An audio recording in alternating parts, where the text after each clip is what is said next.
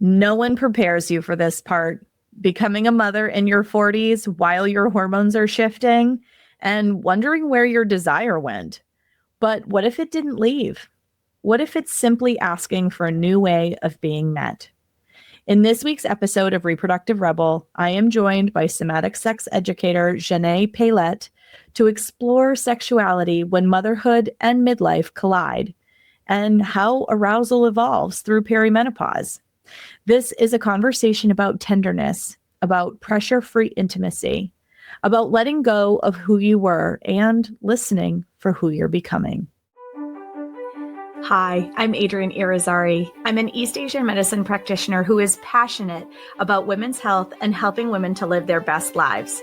My goal is to put you in the driver's seat of your health, offering holistic solutions for a symptom-free life. Statements made in this program are for educational purposes only and not intended as a substitution for medical consultation or advice. We do not claim to diagnose, treat, or cure any diseases. This podcast is inclusive and welcomes all gender identities. The focus of the program is on biological function, and we will use the term women throughout, but it is referencing physiological and social challenges for biology, not identity. Come as you are, I am happy you're here and welcome all performances of identity. I hope you find something helpful in this show.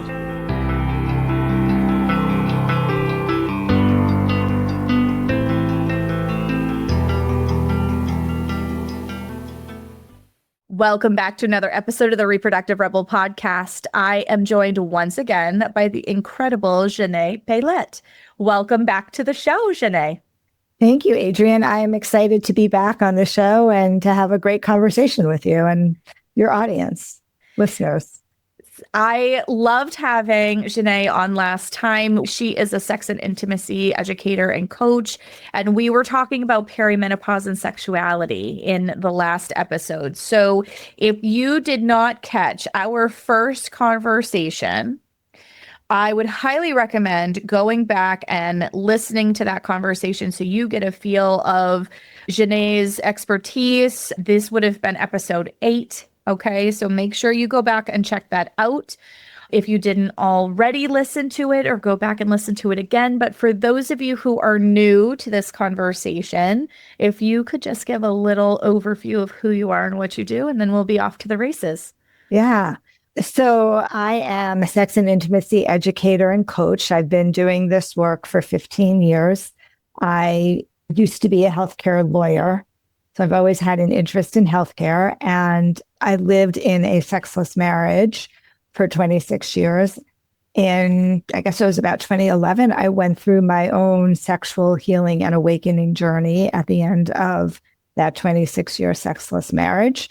And it convinced me that not only was I doing a lot of work on healing myself, but also that this was actually like really how I wanted to spend my life, that I was, as so many of us are, a wounded healer, and all of the pain, and there was a lot of pain that I experienced over that 25, 30-year period of time was justified in some way, because now I knew what I was supposed to do on this earth. And I really was important for me to help other women and couples not end up in the position that I was in when I was 50 years old. I witnessed this, and thank you for sharing this piece of your story. Wounded healer is perfect. So many of us get into the work that is our soul's calling, right? Totally. Because of our lived experience. I know that's true for me as well. One of the things that I talked to Xanet about that I thought would be a really nourishing conversation to have is around sexuality and being a mom.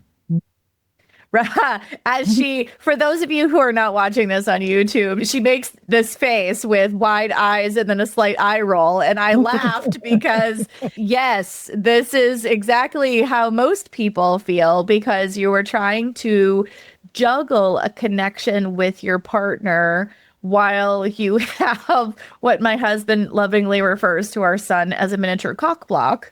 And because he cries at the most inopportune times and he tries to insert himself, and it's almost like he just has this sixth sense that we're turning our attention towards one another, and he needs to be the center of attention and get back in on the mix. Whether that is like scientifically known or not, like I'm sure that there are people nodding their head and going, yes, my child does the same thing.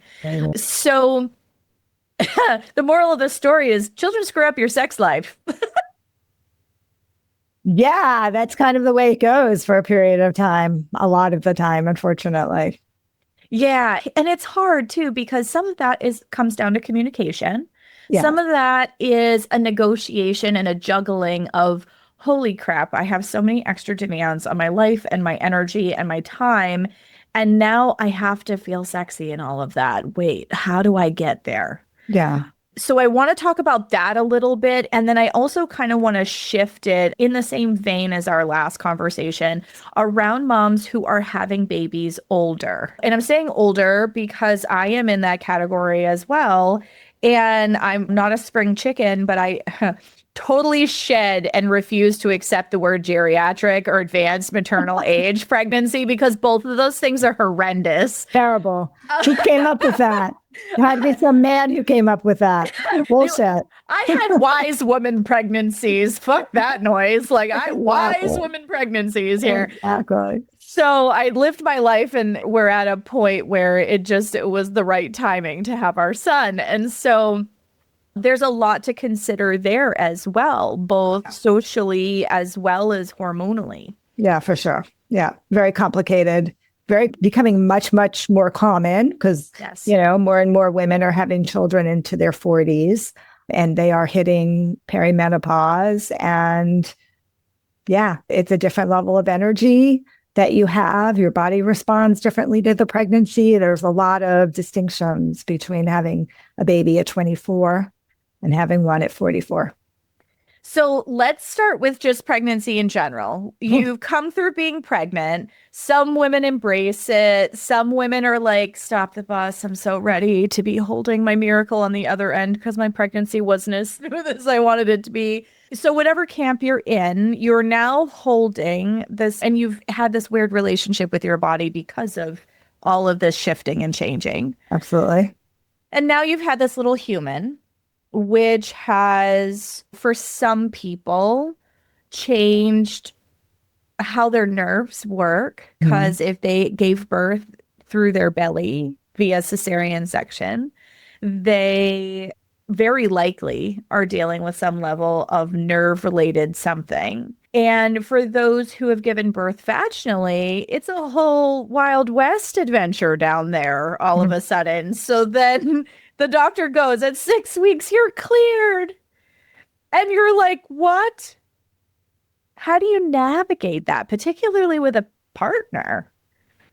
So, I mean, it's such a challenging, I think about the way we don't do it, but in the UK and Europe, how they actually care for moms postnatally, where they're given like so much time to rest and someone to take care of the baby. And they literally, I know this is true in England because I had a client in England who told me about this, but as part of their healthcare system, they literally have like pelvic floor therapists who, or maybe midwives trained as pelvic floor therapists who come in and do post-pelvic care work with moms, right? Because there's a lot of trauma giving birth to a child, whether it's cesarean, which has its own set of adhesions and scars and a lot of discomfort and pain, right? Or giving birth vaginally, where so many women, at least in my world, are still getting episiotomies, and that causes a lot of pain and a lot of discomfort as well. And I don't know that 6 weeks is really an adequate period of time to be able to think about having something inserted in your vagina at that point, both from a physiological component, but also from an emotional and psychological component. There's, as you know, right, this huge shift in hormones that are happening. A lot of women who are breastfeeding as well are dealing with like, oh, what's this now? All of a sudden, I feel like I'm a cow. And I find that a lot of new moms also, they are overwhelmed with touch. They're not oxytocin deprived, they actually have too much oxytocin in their body, which makes them like not want anybody to touch them. I can't tell you how many new moms are like, I just want to be left alone. I have a baby at my breast all the time, constantly holding on to something. The last thing I want is for my partner to touch me. And I think that we have to give a lot of grace to that and say like, yeah, like this is just a huge new experience that new moms are going through. And they need time. Their body needs time to heal. Their emotions need time to heal. Their hormones need time to start to reset. And they also need to, they're absolutely freaking exhausted. I remember it myself, and we had a nurse, nanny kind of person who came in the first couple of weeks. But I've seen it in both my children, where I have two boys, but they're all exhausted. Everybody's absolutely exhausted. They're up at all the hours of the night, and then they're going to work the next day, trying to function or trying to take care of other children. And it's a lot. It's really a lot. And so I just like to recommend when women talk to me about this, I'm like, just give yourself like 12 weeks, 16 weeks. Give yourself some time for your life to start to get acclimated. Give yourself some time for the baby to start growing a little bit so that they maybe sleep 3 or 4 hours a night as opposed to up every hour and a half or 2 hours. That's number one. We have to rethink this. Like, it's 6 weeks, you're ready to go. Like, bullshit. Nobody's ready to go at 6 weeks. And I have some of my clients, and I don't know if you see this in your practice as well, where they're starting to get pressure from their partner, like, you didn't really want to connect with me at the very end of the pregnancy. And there's a small voice in my head that goes, yeah, you mean when I was the size of a whale and I couldn't, anything that fell on the floor was dead to me because I couldn't see it past my belly? You mean then? Right. Right. So they start to get pressured, and then the doctor gives the green light. Oh, you're 6 weeks, you're fine now. And then they're like, oh, well, the doctor said it was fine. So then they're in this continuum of, I do want to connect with my partner. And it's not that I don't want to. It's that physically, I still don't feel right in my body. There are some people who are like really fearful of the pain to try that early, whether they've had, even if you haven't had an episiotomy or you haven't had any tearing when you give birth. And yes, I know there's some of you going, really? That happens? Yeah, no, you can give birth without tearing. But even then, you still have like really stretched everything down there. It is still sore. It's sore.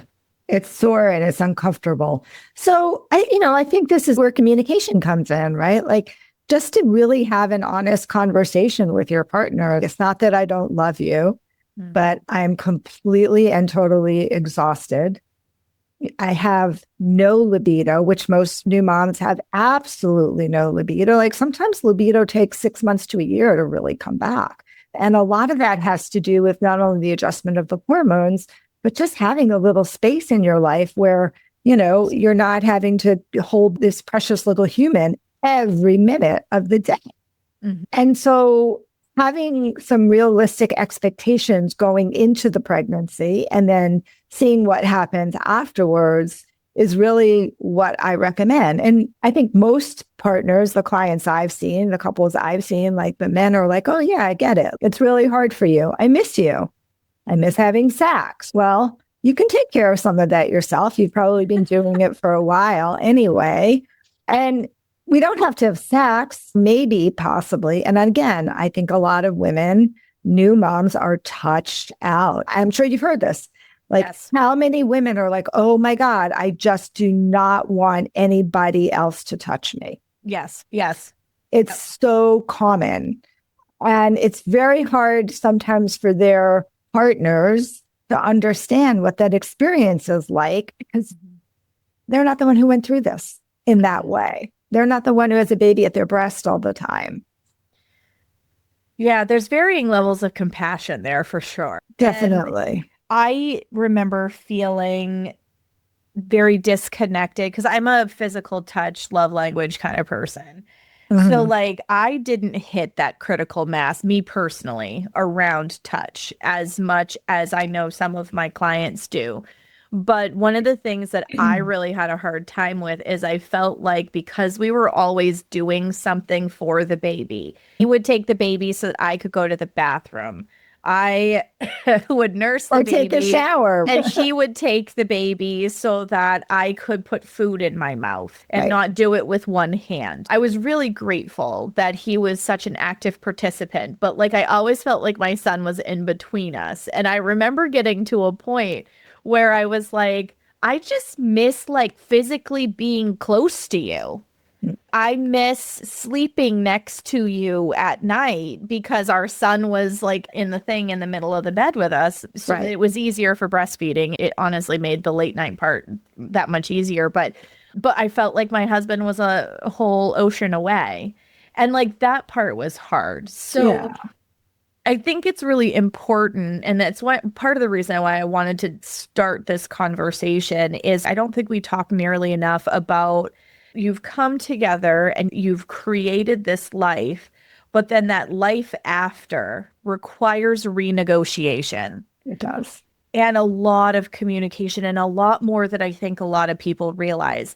Overall, and this was something that you and I had talked about in our last conversation, is that people just kind of suck at communicating Yeah. with each other about their sexual life in general. Yeah. And then let's take now that a step further, and we're in a really hormonally driven, sleep deprived period of life. And now we're taking that already crappy communication level to the next level. Yes. And that's why, I had a couple, I haven't seen them in a while, but they saw them in the fall, I think. And they had a baby maybe 3 months ago. And a lot of what you and I have talked about, she was in her 40s, they had IVF, right? So there was a whole fertility journey that they went through, which was very traumatic for her still. The shots, the pain that she went through, the procedure. And she just had no libido whatsoever, nothing. Like she couldn't find it at all. And he was very lovely and very considerate and very patient. But it's still challenging because resentment starts building up from the partner who doesn't get to have that connection, right? And that starts creating relationship problems that people tend to sweep under the rugs. I know this doesn't help, but I always tell couples this with a new baby. I'm like, I know this really sucks, but it's going to get better in a couple of years. I know that's hard to say. I'm not saying you're not going to have sex for 3 years, but I want you to know that things will get better. Of course, if you have another baby, then as many people do, then those first 8-10 years of children, it's really challenging. And children do screw up people's sex lives. So you really have to make a really concerted effort if you want to stay connected with your partner, whether it's like getting babysitters, getting grandma and grandpa to take care of the baby for a night, and expressing your milk if you're breastfeeding so that there's a bottle, right? Some of those activities, some of those other people taking care of the baby so you can have a little bit of time together. And that often doesn't happen till month 4 or 5. Yes. Well, and like body dysmorphia is real. Yeah. Like I can tell you that me personally, I had a really hard time with my husband coming anywhere near my chest. It felt like there needed to be a separation between church and state. This is where I'm currently feeding my son, and it's weird swinging back and forth between this milk cow utilitarian function and this being sexualized. And my husband didn't make it weird, and I'm so grateful for that, because if I leaked, he wasn't weird about it. But it just felt strange to me because the activity of feeding my son is so mechanical. And like, I just had a really hard time in my brain to separate the two. So like, your skin's different, your boobs are different, you're losing your hair postpartum. Like, it's really hard to not only the hormonal piece of it, because when you're breastfeeding, it's designed to suppress your libido. Right. So that you have enough resources on board in order to be able to nurse this little person. But There's also a big psychological part of it too, in terms of I'm readjusting to a new identity. Mm-hmm. Even if you've had kids before, it's a Mm-hmm. new identity. Every time you step through the birth portal, your body looks different. Every time you step through the birth portal, your body feels different. This time, like, I was like, oh, I have more resources on board. My skin should function a little better than it did last time. Oh no, I have the old lady part that's not working for me this time, is working against me. The skin is significantly saggier than it was when I did this the first time. And so I mentally have to get past that. And that does make it hard to connect with a partner. I'm using myself as an example, but it's because I've heard this from clients also. And this, I'm just sharing my lived experience. Yeah, no, I mean, body dysmorphia after pregnancy, during pregnancy is a huge issue for women, right? And so many women like struggle to get their body back. But yes, there are some things that are never going to change unless you have plastic surgery. Yeah. That's the reality. And I think in particular, Adrienne, and your experience is very similar to a lot of experiences I see from many of my mom clients. Some women, I'm saying many, but some women really have a hard time letting their partner reconnect with their breasts, even after they're done breastfeeding, because there's this like psychological change that happens that my breasts are no longer sexual.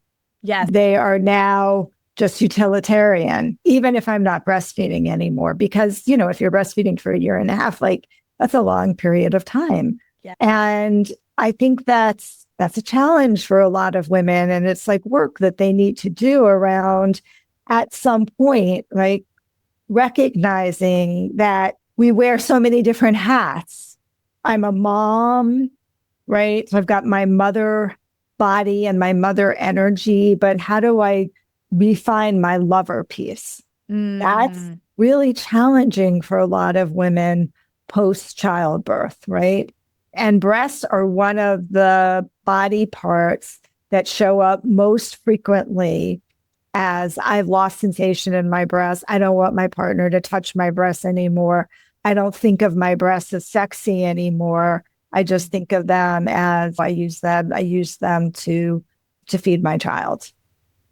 Yep, I totally resonate with that. And I have talked to many clients who feel the exact same way. So how would you begin changing that narrative for somebody? Well, I think it's really a paradigm shift in your mind. And I don't know if we talked about this on our first podcast, but when women come to me with a lot of body dysmorphia, I like to help them remember, A, that your body is going to change as we age, because that's what's going to happen.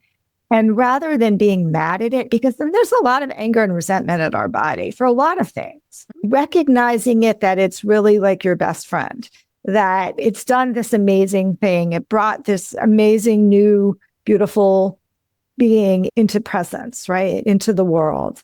And it sustained your child. Yeah. Your breast sustained your child. And rather than that being like, oh, it's like, well, that's a beautiful thing. And you also know that your body is going to continue to change. So that milk is going to dry up and your nipples and areola are going to come back down.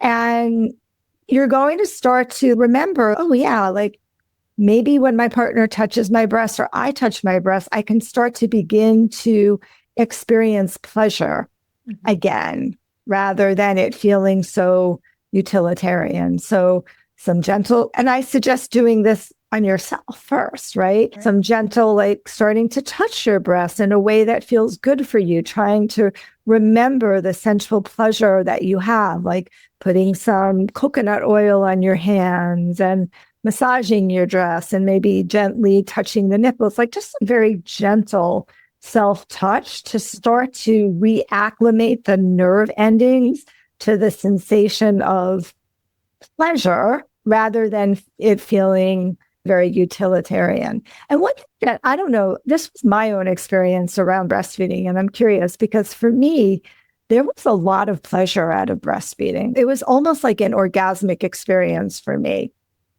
Feeling, and I've talked to other women who have said, yeah, sometimes that is that experience of not only the milk letting down, which is kind of like a, right? And so also understanding, like, even allowing yourself, right? Here's a paradigm shift, allowing yourself to think about breastfeeding as also like a pleasurable experience, like allowing yourself to not sit there and read your book while you're breastfeeding your child, but sit there and close your eyes and feel the sensation of their mouth on your nipple, of the milk starting to draw down, of that sense of release, especially when they're full, as pleasure, rather than it just being like, this is a utilitarian thing. Do you know what I'm saying? Yeah. So it's a mind shift, it's a paradigm shift around what you're focusing on. And I find that can be helpful as well. Oh, that's a really good place to start for people. I love that. So there was something that you had said about the couple that you had worked with being in their 40s and going through an IVF journey. And I see this with a lot of my clients as well. So one thing I did want to talk about is how the sex life, when you have been on a journey for fertility, does get affected. Oh my God, yes. No, because like for a lot of people who tried for years, then went to IVF, failed IVFs, many rounds, lots of meds, like, what I'm rattling off is like the lived experience of a lot of the women that I work with. By the time they find me, I'm like, okay, well, let's make this part of your journey easier. And usually when they've done work with me, they'll get pregnant first or second try. But they've gone through a really long process before they get to me. And all of that takes a toll. I interviewed somebody a little while back who was a perinatal mental health professional. And one of the things that she had said is that you're far more prone to postpartum anxiety and postpartum depression when you have had a very long and arduous journey to get this child into the earthside lived experience side of the equation. And so I did want to talk a little bit around that trauma around procreation and its connection with sex and how you see that showing up for people in your work. Yeah, that is one of the most common experiences that couples have who go through very long, prolonged journeys, is that sex is no longer about connection. It's no longer about intimacy. It's about ovulation and having sex on the right date and in the right position. You know what I'm saying? And all of that. And it becomes a job. It's now a job. Yep. And it's no longer about pleasure. It's no longer about orgasm. Doesn't even mean orgasm only matters for the man. Yep. Because we need to get the ejaculate, we need to get the sperm in to find an egg. And it becomes very arduous, becomes very mechanical. It becomes very like, doesn't matter whether I'm turned on or not. This is our window to have sex. And so we're going to have it now. And it completely shifts the energy between the partners, and it completely evaporates anything around romance or intimacy or desire. It's very challenging for couples, and it can definitely cause a lot of trauma in the relationship because it's hard for them to come out of it. If you've been trying for a couple of years and you've been going through this, and this is what your sex life has become, it's hard to refine that muscle of, oh, I actually want to have sex, because right now it just feels like obligation sex, obligation sex. Yes, it's for a beautiful purpose of trying to have this child, but it's obligation sex with no desire, often very little foreplay. It's just, let me get the penis in the vagina, let me get this over with. Yeah. And right. Yes, I see this with a lot of couples too. And they're like, oh, well, we're only. So I'll ask them, what does your sex life look like during the month? And I usually get like scrunched faces when I say that. And they're like, well, we're trying during the fertile window. And I was like, well, what are you doing outside of that? Well, I don't want to. And I know that libido isn't as high when you are in the more progesterone dominant side of your cycle. However, that is really sad for your relationship, and my heart breaks for you if that's where you're at in your relationship. And I have lived that as well. Many years it took before my son came into our family, and for a wide variety of reasons. But, there was a point in our relationship where we were several miscarriages in, where it did start to become very mechanical. And I missed my husband. And yet the voices in my head are the same as the ones that I hear in my clients, which is, but this could be the time that we get pregnant. So we're doing the things. We're doing the thing, right? And so the part that you're missing, however, and it took me a couple of years through my own journey, as well as working with my clients, to really have it land that there is such a huge energetic component to conception that losing that intimate connection with your partner actually creates a bigger roadblock in the conception journey than the physicality of it. Like, people go to their doctor and they say, I've been trying for 6 months with unprotected sex and I haven't gotten pregnant yet. And so then they automatically throw them into an infertility protocol. We're going to run a whole labyrinth of tests. Sometimes they do the semen analysis. That one blows my brain that it's not an automatic default. But then it becomes a gauntlet. Like, these are the days you're supposed to try. We're doing scans in order to make sure that we know that you're ovulating or that you have a follicle that's been released. And, oh, that didn't work. Okay, now we're going to throw meds into the mix and make sure that you're ovulating. Oh, now we're going to add a trigger shot to make sure that egg is releasing. Like, it escalates. It does. Right? And it escalates really quickly. And as those interventions start piling on top of itself, your ability to be like, hey, I miss you as a person. Can we just be intimate for the sake of being intimate starts to dissipate because you're exhausted going through the mechanized process. Yeah, totally. It's totally true. And I don't know how to address it. I mean, at the medical level, I mean, these are the protocols. And yes, I agree. I totally agree that the energy between two people allowing the body to open and have orgasm, which is actually, I think, very important for fertility. I'm sure you would agree with that. I do. Really allows conception to happen. Mm-hmm. And what I would say to you is, if you're in this situation, is for a couple of things. Yeah, you probably have to stay with the protocol if you're on the fertility protocol and you're not seeing Adrian, but you should probably see Adrian, right? Not everybody can see you.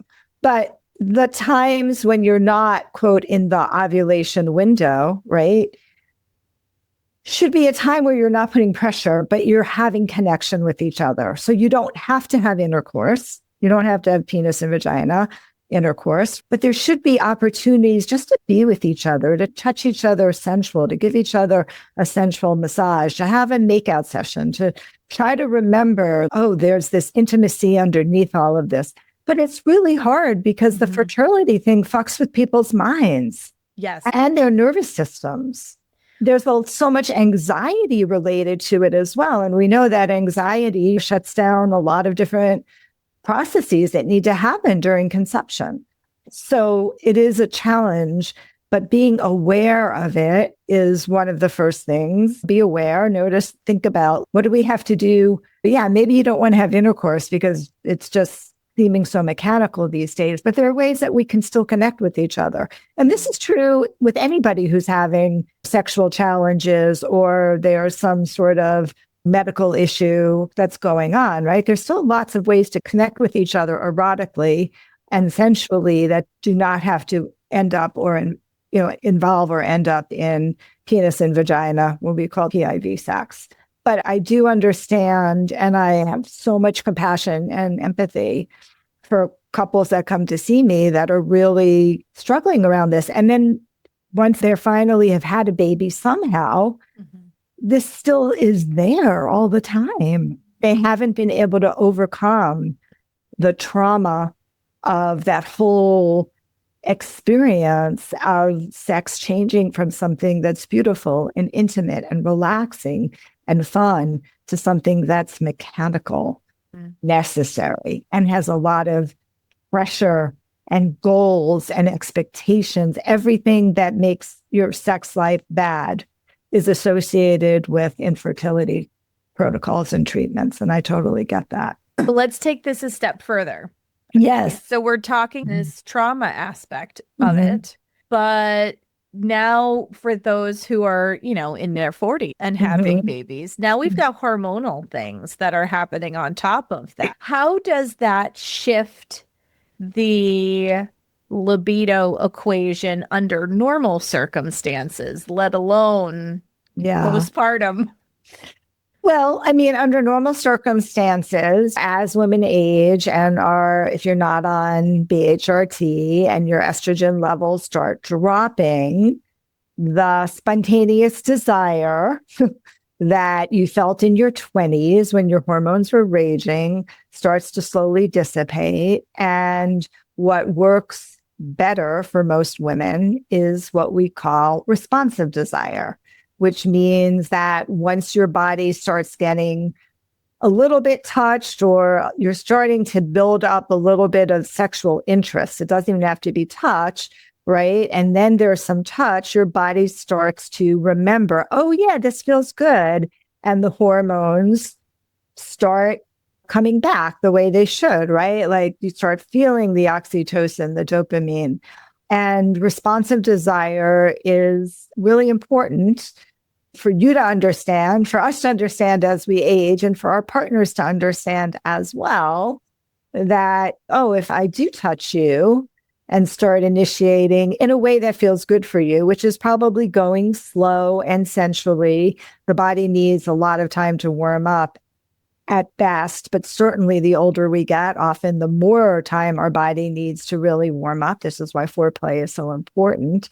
I see that you're starting to have a response. Oh, I see that my body's starting to respond.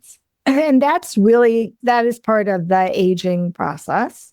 If you couple that with coming off of a pregnancy, your hormones are really all over the place. They're I imagine, and you could probably answer this better, but I imagine they're extraordinarily erratic because in our 40s, when we start hitting perimenopause, we have all sorts of symptoms and our hormones start becoming very irregular and erratic. And you also have the conflagration of, I'm also coming off of a pregnancy. So it makes for a much more challenging experience for women who are older. In addition, as you and I talked about, I think before we got on this podcast, like it's just harder. When you're in your 40s, like your body let's not remember back in the 1800s, nobody had babies this old, right? Like they didn't even live, they died in their 40s. So our bodies just do not respond as well to pregnancy. Generally speaking, right? There's maybe more pressure. You feel your energy is even more suppressed than it would be. So just in general, we're not going to use the word geriatric, but the older you are, it is harder on our body. And that takes a toll as well. That's certainly been what I've heard from my clients. And I had babies at 24 and 26 and 28, right? So I was in my prime and it was exhausting for me. I can't imagine what it would have been like in my 40s. Well, I can tell you as a mom in my 40s, please. My first baby was 27. And then I didn't have any kids until I got pregnant just before my 40th birthday. And I had a home birth at 40. And there is an ease to it in your 40s because you're so much more confident in who you are and you don't second guess your choices as much. You have more lived experience. Oftentimes partners are more engaged than they are when they're younger. I think there's more compassion from a male partner around needing to wait and having patience with a changing body than there is in people who are becoming mothers at younger ages because his testosterone's higher. He's more led around by that Doberman when he's younger than when he's older. So I do think that there's some perks. Now, I can also tell you that at the time of this recording, my son is 14, almost 15 months postpartum. 15 months old. I'm that much post. And my energy has rebounded, but I've noticed it come back in measured chunks is probably the best way to word it. You didn't just bounce back. Right. No, I did not bounce back. I don't remember bouncing back the first time either, but like I can tell you like 6 months, I felt a bigger shift. And then 9 months, I felt a bigger shift. And right around a year, maybe somewhere in the 11th month after I had him, I think I had the biggest rise in my energy, my stamina for life and everything else. And then just a little after he was a year old, I could feel a pronounced shift, meaning like I didn't want to take a nap in the middle of the day. Like on the days that I could lay down and nap with my son, it was great for quite a while there. But at this point, like I feel like I actually have the energy to do things while he's napping and it's not tanking me and I'm going to bed at a normal time. And so like energetically, I feel a lot better. My cycle tells the story that my body is a little tired still in terms of what my flow looks like. But, you know, I don't necessarily like Chinese medicine belief is that as long as your body's in balance, you can have babies all the way up until your periods end. And that as long as your body's well resourced, it's fine. Now, they don't recommend having lots of babies during perimenopause, but it's something where, you know, what you put in is what you get out, right? Yeah. So it's been a different experience being postpartum in my 40s, but I do think that one thing that I have been navigating and I thought would be really interesting for the listeners is essentially this, I'm going to call it this duality between like mom and postpartum life and having your hormones change at the same time. Because I hear a lot of people, this isn't my lived experience, but I do hear from a lot of my clients that fall into this age bracket that they feel like they're broken. Like they look at their partner and they're like, I'm married to a very attractive man. However, there's like this disconnect between I'm having the thought that you're beautiful and I'm appreciating you and I'm looking at you, right? But I'm not feeling any of the bells going off in my body right now. And it's not you. So that's why I wanted to have this particular conversation. And it does, like you said earlier in this episode, it really does come down to communication. But I think part of it is understanding what's happening so that then you can communicate it more effectively to your partner. And I really believe that a lot of women suffer in silence and in the four walls of their head thinking there's something quote unquote wrong with them. Yeah, that they're broken. Yeah, that's definitely true. Well, I mean, it's interesting. If we weren't talking about post-pregnancy and we were just like we did in our last conversation talking about menopause, I would also say, I'll just throw this out. This is probably not your experience, but for a lot of women, maybe they weren't having great sex to begin with. Like maybe that sex wasn't that wonderful. Maybe they didn't feel that intimacy. They didn't feel that level of connection. They didn't even maybe feel the emotional connection that they wanted to feel.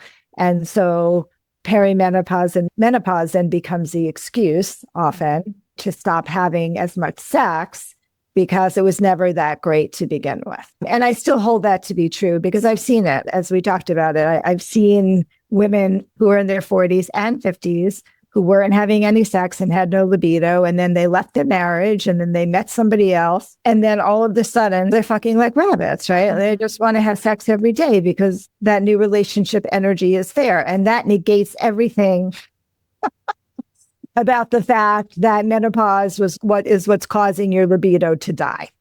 I'm so glad you said that. And I will hope everybody really listens to that. And I know that that is going to be triggering for some of you because it means that there's something out of alignment in your relationship.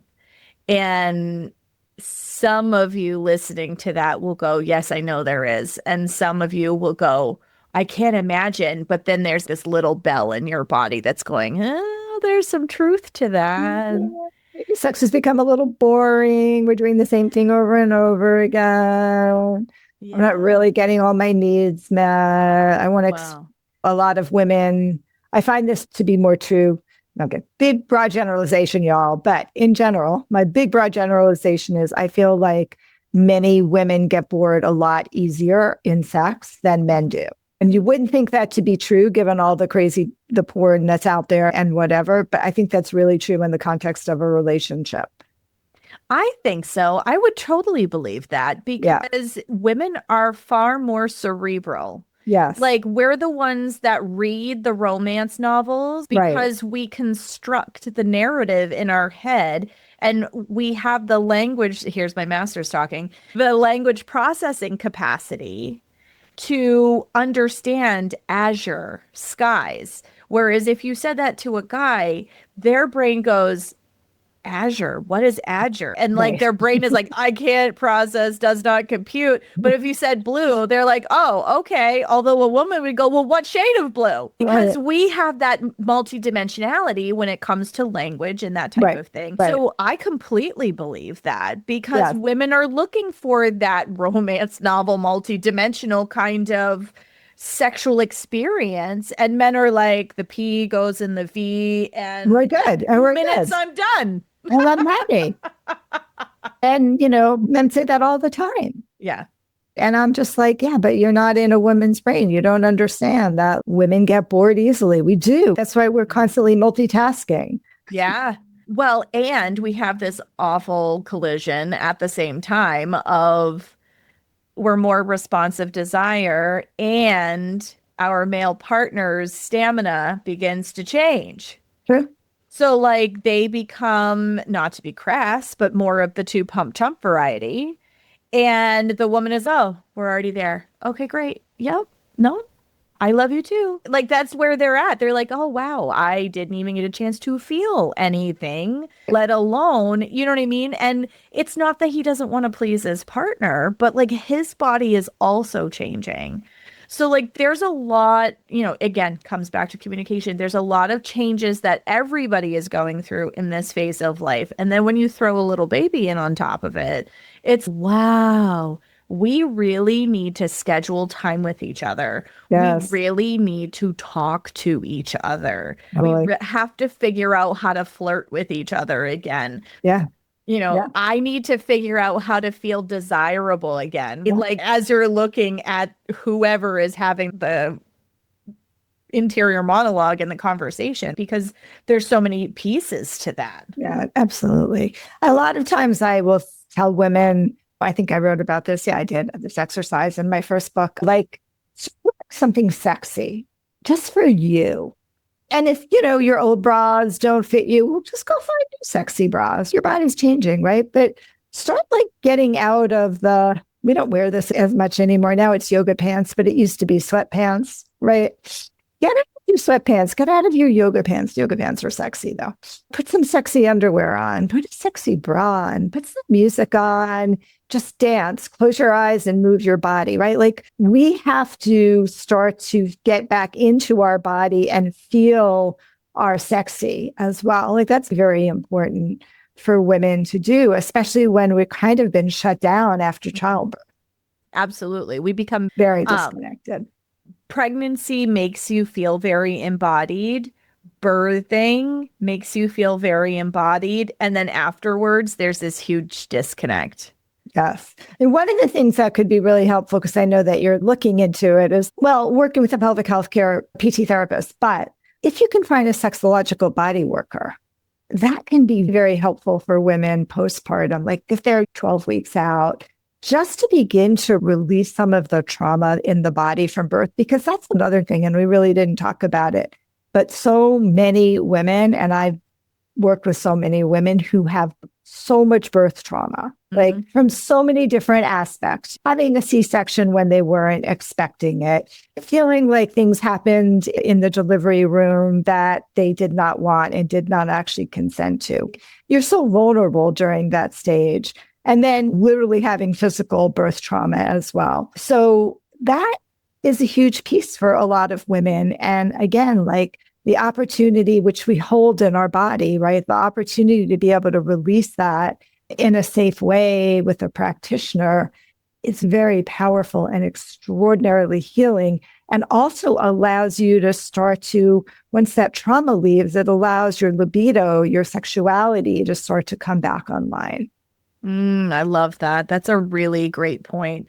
And I'm glad you brought that up because of the piece of that we were talking about around trauma. I'm really glad that you mentioned that because yes, our bodies do hold the narrative. And even though, your birth may have gone the way that you had hoped it would, you might be surprised by what it has left with you. And so, yeah, that's incredibly important, I think. If you were to leave our audience with any final thoughts, what would those be? Final thoughts. Well, I guess my final thought would be like, trust your body. Like, trust that your body will recover, will heal. You will get your sexuality back. You'll get your libido back. But listen to your body. Don't push it. Don't push her.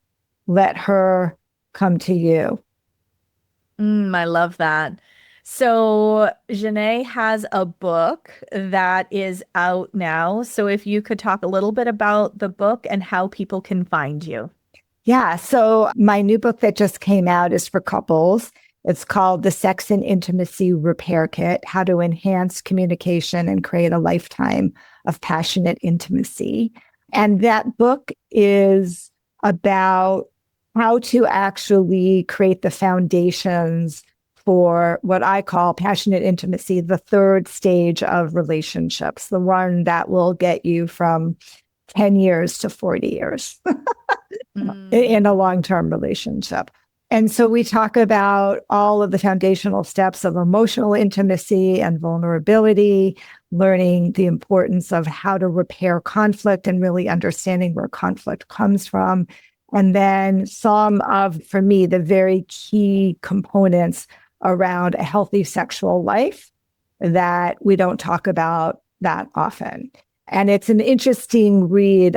People tell me it's an interesting read because it's pragmatic, but it's also very dialogue based. So I basically take you into a coaching session and you get to work with a couple through mostly the entire chapter and see how their relationship starts to evolve as there are teaching points that are happening, and tons of practices and exercises as well for you to work with your partner. I love that.